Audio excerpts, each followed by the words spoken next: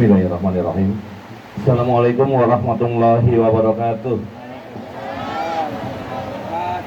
Selamat siang, salam sejahtera untuk kita semua. Shalom, Om Swastiastu, nama budaya, salam kebajikan. Alhamdulillah, puji syukur terpanjatkan kehadirat Allah Subhanahu wa Ta'ala, Tuhan yang Maha Berkehendak. Karena berkat izinnya, pada siang hari ini kita dapat bersilaturahmi, bertatap muka, bermuhasabah dalam rangka reses kami. Tentunya melalui reses ini banyak hal-hal yang bisa kami terima, kemudian insya Allah juga akan segera kami tindak lanjuti. Bapak Lurah yang kami hormati, Pak Kasipom ya, Kecamatan juga, sahabat kami dari PDAM, sengaja kami undang supaya bisa langsung mendapatkan jawaban dan bisa segera tindak lanjuti.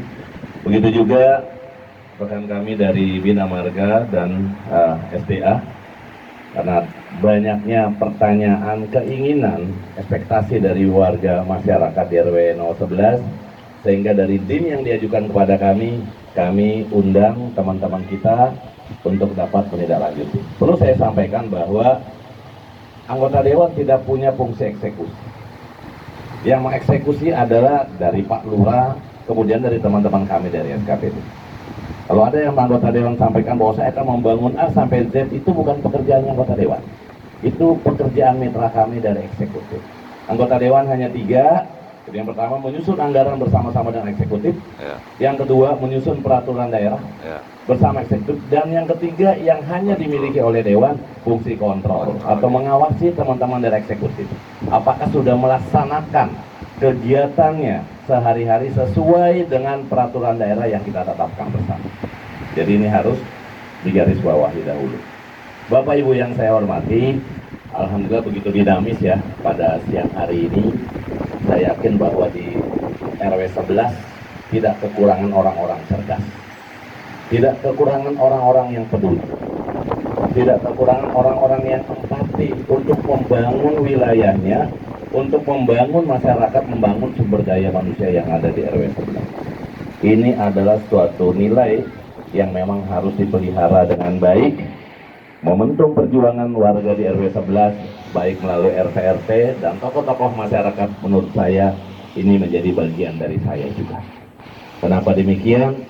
Saya menjadi warga Jakarta, khususnya di Jakarta Utara, dan juga ini adalah daerah pemilihan saya. Ada pertanyaan, kenapa saya harus turun di daerah seperti ini, yang mana proses BAST-nya tidak ada atau belum mengarah ke sana. Yang saya maksud adalah belum ada berita acara serah terima aset yang berada di bawah ini kepada pemerintah. Di saat BAST sudah ada, maka itu menjadi tanggung jawab pemerintah untuk melaksanakan proses pembangunan yang ada di wilayah RW 11. Apakah hanya pembangunan saja, apakah hanya fisik saja, pengadaan saja? Tidak. Semuanya menjadi tanggung jawab pemerintah. Dan inilah mungkin yang membuat anggota dewan yang terhormat berpikir untuk masuk ke wilayah yang belum ada BAST. Kenapa? Karena hanya masalah yang timbul, tanpa mencoba mencarikan solusi bagaimana dengan masalah yang ada. Tentunya dengan tidak melanggar ketentuan yang berlaku. Saya mulai dari komunikasi ini dari regulasi. Pak RT, Pak RW, ibu-ibu, tokoh masyarakat yang saya hormati. Tadi saya coba kupas satu persatu. Pertama menyangkut KJP, tadi sudah dijawab ya. Jadi memang ini saya sempat juga memberi ultimatum beberapa kelurahan pada saat saya turun di wilayah yang lain. Terakhir saya turun di Kelapa Gading Timur juga, karena kurangnya sosialisasi pada warga menyangkut masalah pembaruan DTKS.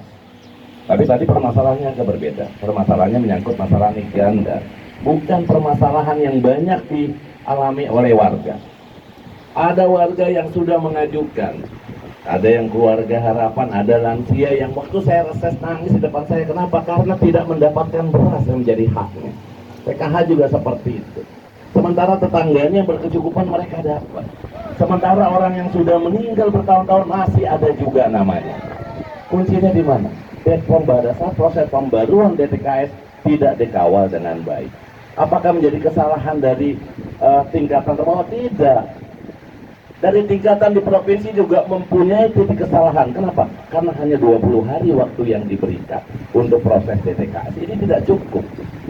Pada saat waktu yang sedikit kemudian tabrak-tabrakan Pak Lurah. Kenapa? Pada saat mereka mendaftarkan secara online, mendaftarkan secara IT, mereka waktu tidak cukup sehingga bertabrakan di udara, tidak bisa masuk. Inilah sehingga namanya tidak muncul. Saya sampaikan ke Pak Lurah, saya sampaikan ke sahabat-sahabat mitra kerja yang lain di luar, tolong ini waktunya diperhatikan. Yang pertama. Yang kedua, harus ada cukup alokasi anggaran untuk sosialisasi. Jangan lurah ngeluarin duit dari kantongnya sendiri. Bikin spanduk di tiap-tiap RW, pakai duit sendiri. Bikin yang namanya pamflet supaya masyarakat ingat ya, ini cuma 20 hari DTKS-nya segera dipembaruin, pakai duit sendiri. Lurah orang TKD-nya aja dipotong-potongin, gimana caranya? Senang Pak Lurah dibelain. Ibu Bapak yang saya hormati, terkait masalah DTKS ini kembali kepada kita. Jadi pada saat ada program pembaruan, segeralah lakukan komunikasi. Jangan sampai ada yang tidak dapat lagi. Kenapa? Karena ternyata dalam DTKS itu yang sudah ada namanya tidak diperbarui lagi Pak Lurah. Yang nggak ada namanya itu didaftarin. Padahal yang namanya sudah ada, orangnya udah meninggal, makanya muncul lagi gitu. Nah ini kembali saya mengingatkan diri saya, juga mengingatkan untuk kita semua, agar program ke depan DTKS ini tidak seperti ini supaya lebih baik. Saya masalah Dawi, saya di DPRD ditugaskan selain sebagai pimpinan fraksi Gerindra, saya juga ditugaskan di badan anggaran.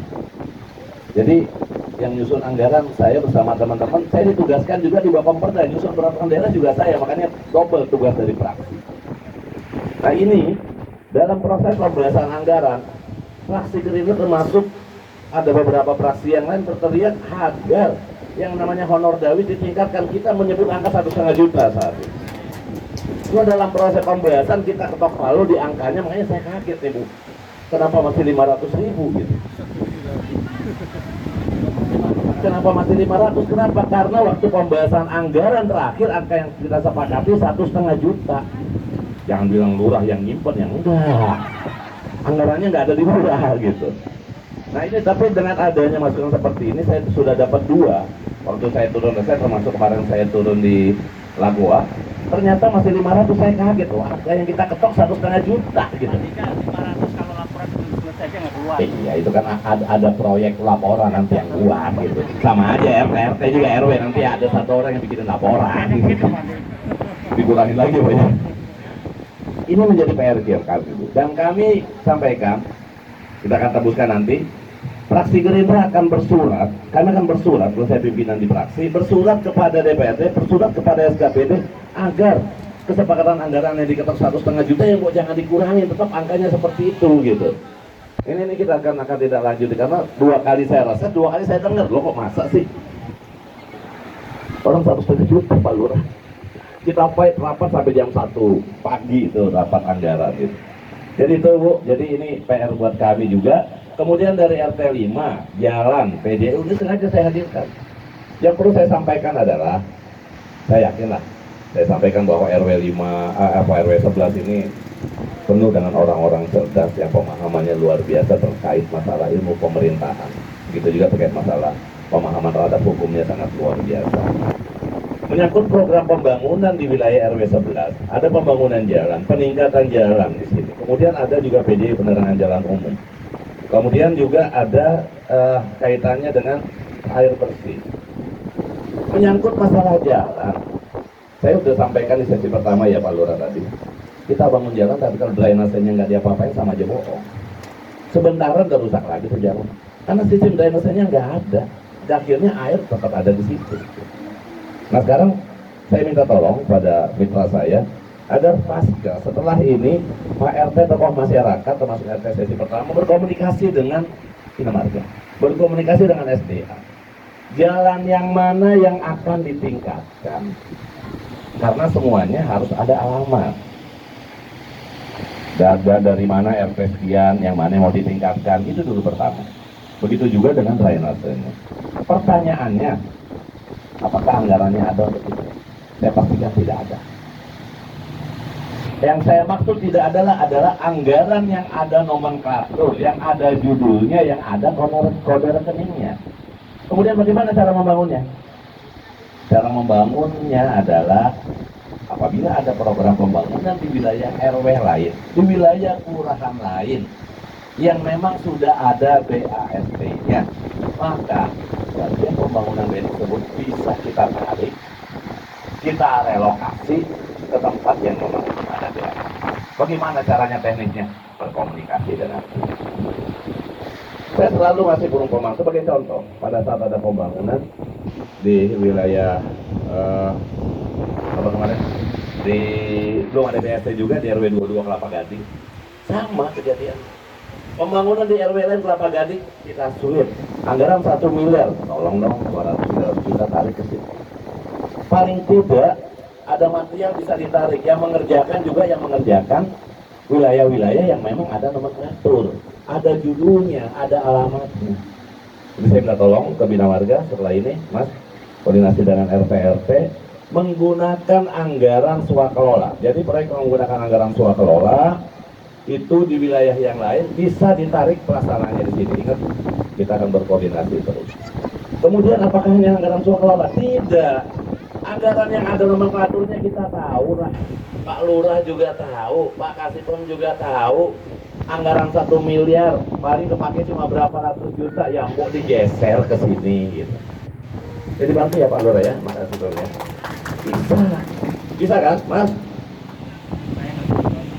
Lu harus ngerjain. Siapa?